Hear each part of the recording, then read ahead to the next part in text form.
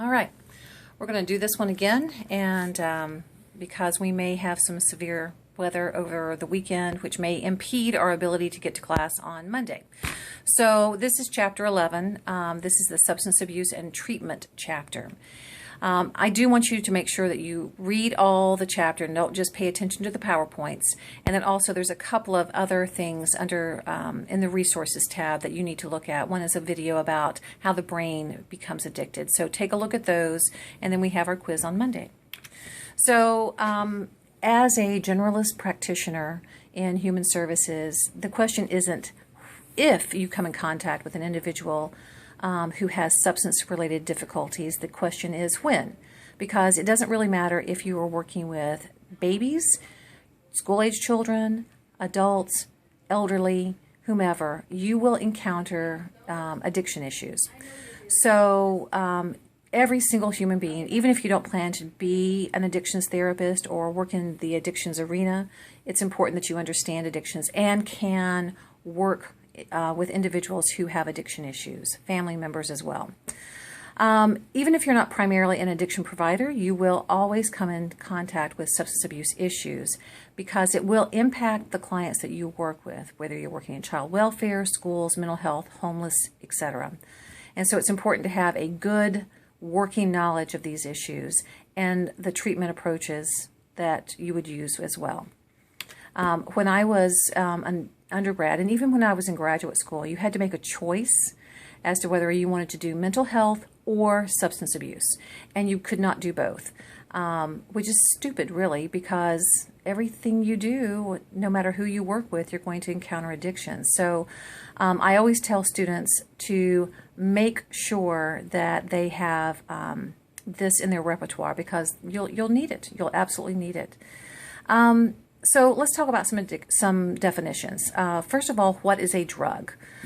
Basically, it's a chemical that is used for non-cellular functioning that alters the function in the body when taken in relatively low doses. And I always use caffeine as an example. You know, if we took a show of hands in the classroom, how many people drink sodas, drink tea, drink coffee? Chances are 100% of the class would raise their hand. There are a few people who've been able to kick the addiction of caffeine, but for the most part, it's one of those things. And why do we take it? Well, we drink a cup of coffee or a tea or a soda first thing in the morning because it wakes us up.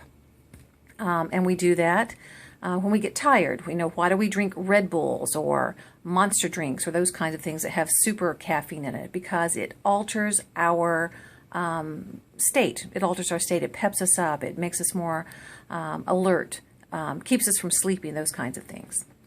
Now, a psychoactive drug is any drug that directly alters the normal functioning of the central nervous system. And the central nervous system is exceedingly important for everything like brain function, eye function, heart, breathing, everything. So everything's part of the central nervous system. And psychotropic medication or psychotropic drugs interfere or interact with the central nervous system. Drug misuse is the inappropriate use of any prescribed or over-the-counter medication. In the future, when we talk about over-the-counter, we'll call them OTCs, over-the-counter medications. And that can be anything from cough medicine to sinus medicine to anything. If I ask for a show of hands, how many people have used Benadryl, which is an allergy medication? How many people have used it to sleep? And chances are most of us have. Is that misuse? Yes, because that's not the intended use of Benadryl. The intended use of Benadryl is for allergies to help, it's an antihistamine. But the side effect, or one of the things that it does, is it makes us sleepy, or it makes a lot of us sleepy. So sometimes we have used Benadryl to sleep. Things like Tylenol PM, Advil PM, things of that nature, those actually have a little bit of Benadryl in them in addition to the pain medication. So, but that's a drug misuse. NyQuil, another one. The sniffling, sneezing, coughing, aching so you can sleep medication. How many have used it just to sleep? And so if I asked for a show of hands, chances are there would be a lot of us who have done that as well.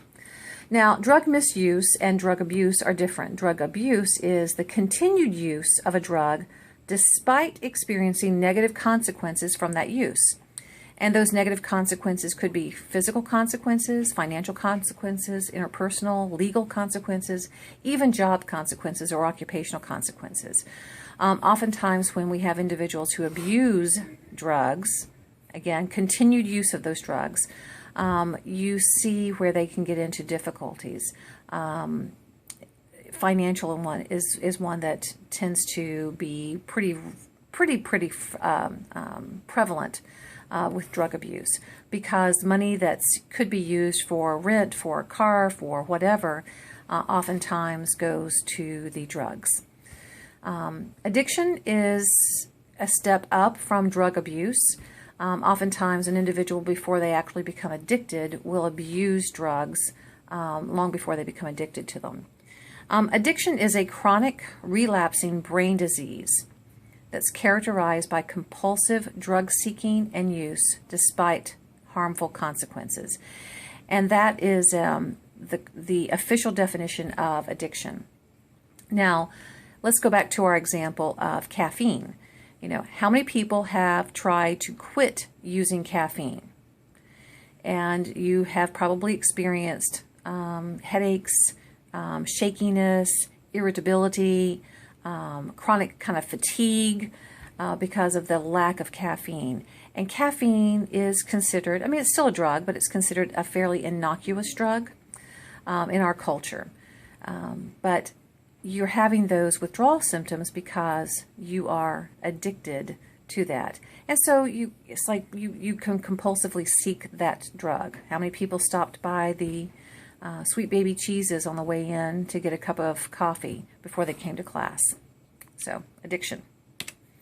Tolerance is what the body does when the drug has been in our system for quite some time. It's the need for more of a drug than before to achieve the same effects because our body has become accustomed to it. You know, I could ask about smoking. I don't know about smoking. I've never been a smoker, but I am a coffee drinker. I am a tea drinker. And I can tell you that when I have gone caffeine-free, there have been times that I have said, well, I can just have 1 cup of coffee with caffeine. It won't hurt me.